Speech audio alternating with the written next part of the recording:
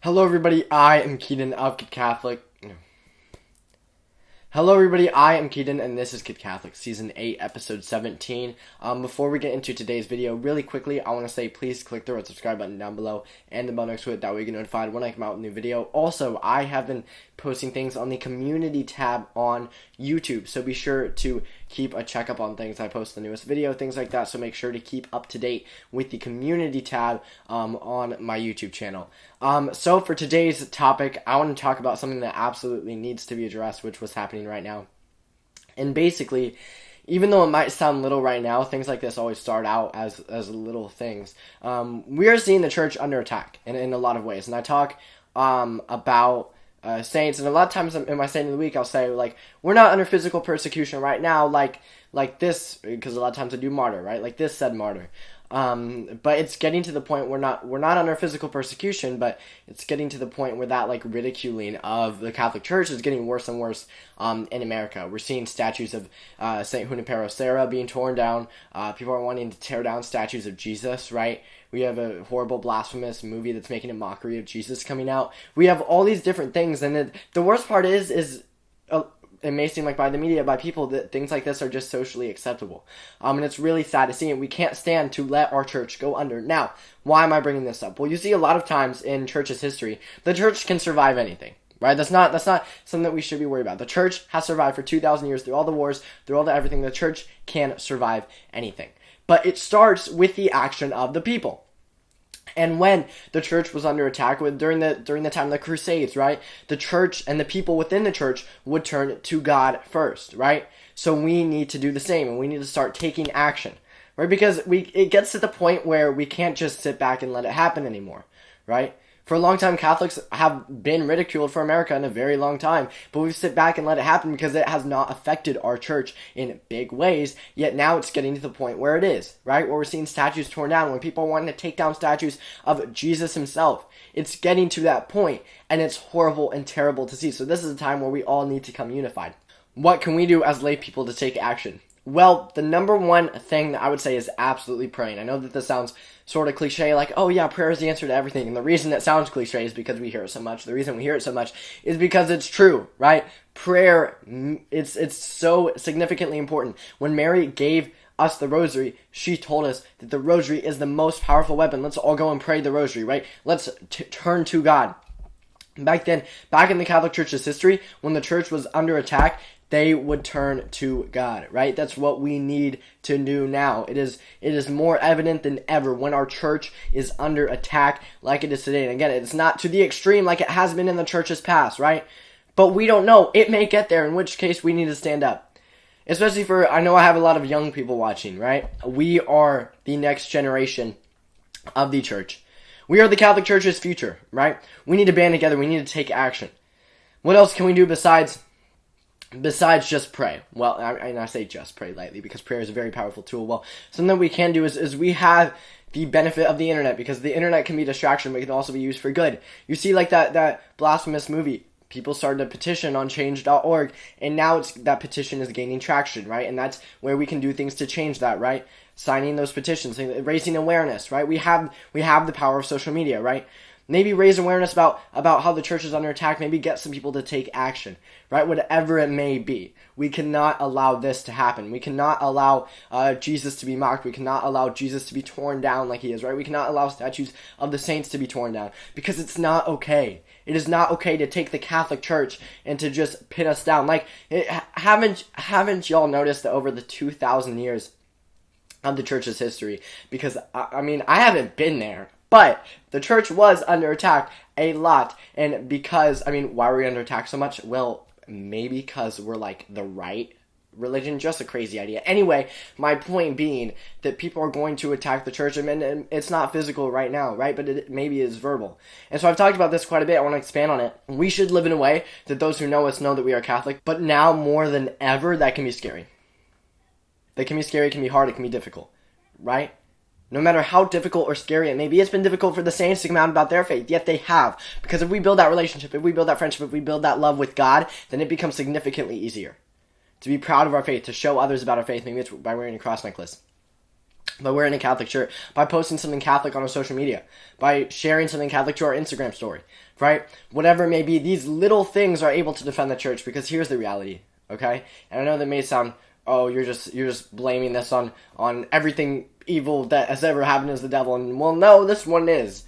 The devil's ultimate goal is to destroy the church, to lead each one of us individually further and further away from God and whatever happens, and the more the church is destroyed, the better, right? I mean, we weren't even allowed to go to Mass for the longest time, and now our statues are being torn down, and now people are making a mockery of Jesus and using it for a Hollywood film, and it is horrible, and Satan is loving it, right?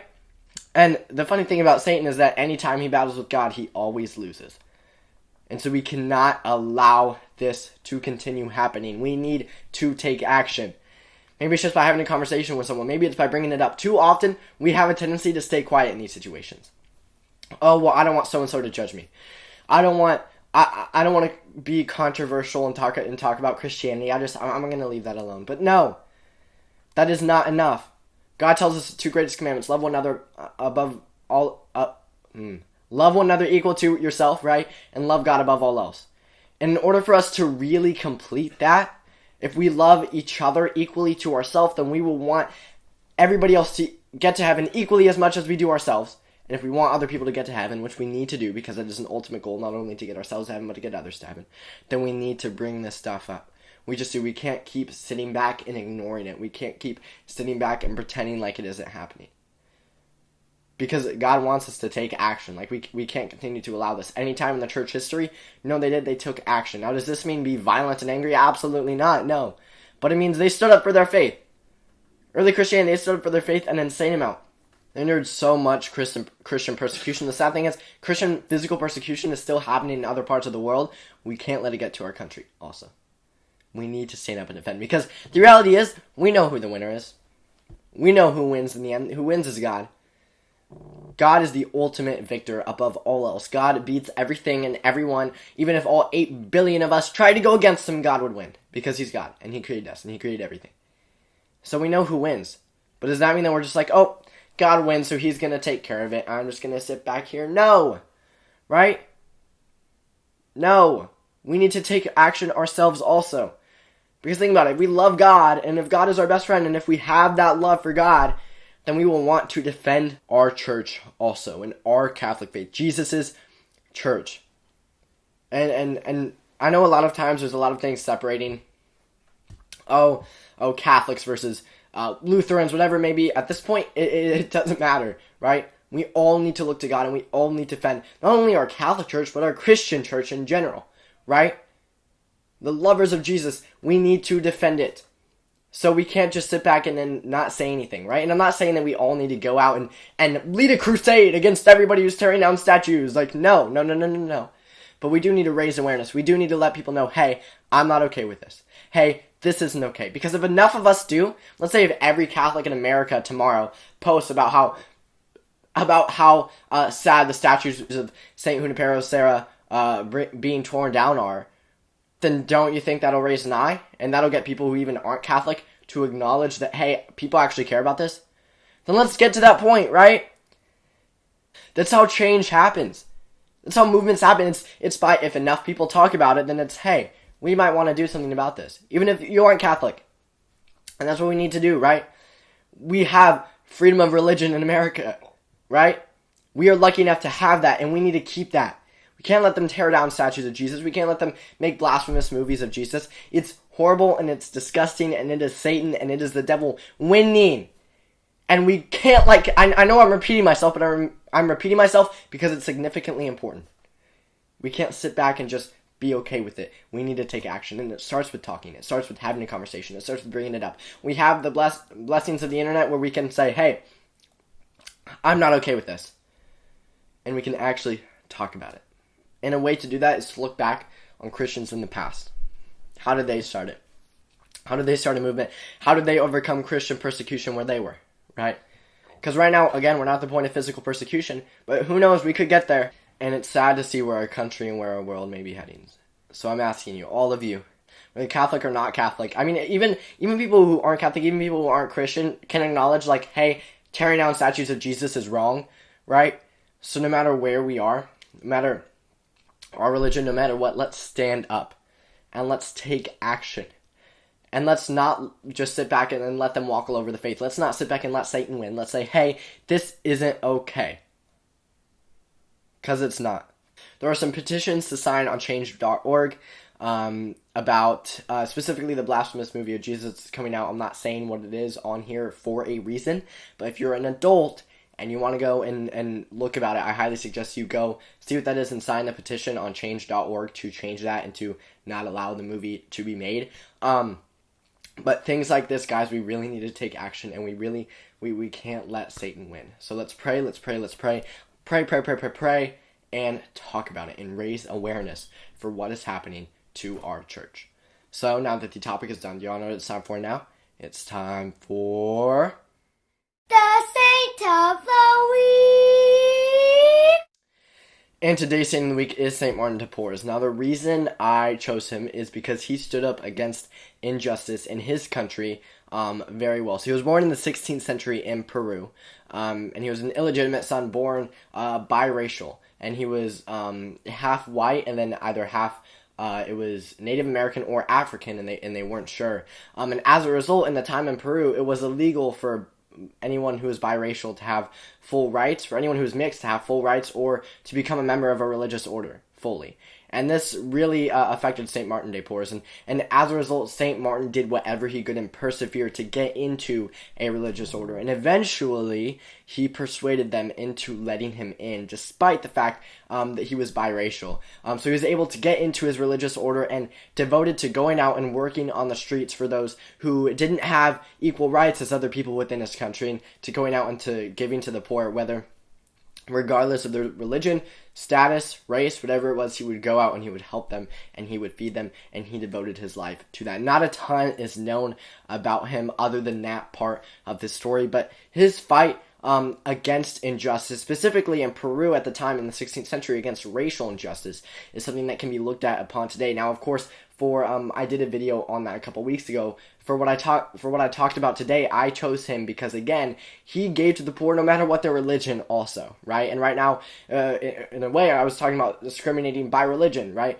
Because Catholicism is under attack and being ridiculed. Again, it's not physical yet, but for what we are enduring. And St. Martin stood up for what he believed in. He stood up and he said, no matter what my skin color, I should be allowed to become a religious member, right? And so he stood up for what he believed in, and he defended himself and where he came from. And he didn't see color, religious status, anything. He didn't see amount of wealth. He just saw people who need help, and that's where we should be working to achieve that. So anytime we feel like we might be afraid to come out and be proud of our faith, or we might be afraid to stand up and take action against the verbal attack that the Catholic Church is in right now, then we can look to St. Martin de Porres for help. St. Martin, pray for us. So thank you all so much for watching. Before you click off this video, again, I highly recommend you go sign that petition. I'll link it down in the description below on change.org. Please go sign that to help get the movie removed and canceled. Also, please go check out all three of my social medias, Facebook, Twitter, and Instagram. A link to all three of those will be in the description and in the comments below. Please comment any saint or topic suggestions that you might have. Please go check out my website, kidcatholic.com. There's so many awesome things you can do on there. You can read about me. You can contact me. All my videos are out there. You can subscribe via there. Please click the subscribe button. There's so many awesome things you can do on there, so please go check that out. Please share this channel and video with your friends and family. Make sure that they know about Kid Catholic, but also please ask them, if they're Catholic, if they're not, whatever, to take action against the attacks that the Catholic Church is getting right now, because it's so necessary that we all work and that we all take action against Satan, who is enjoying his quote-unquote, I use it in quotation marks for a very big reason, victory against the Catholic Church right now. So thank you all so much for watching this episode of Kid Catholic. I'll see you all next week, and hi, Brielle!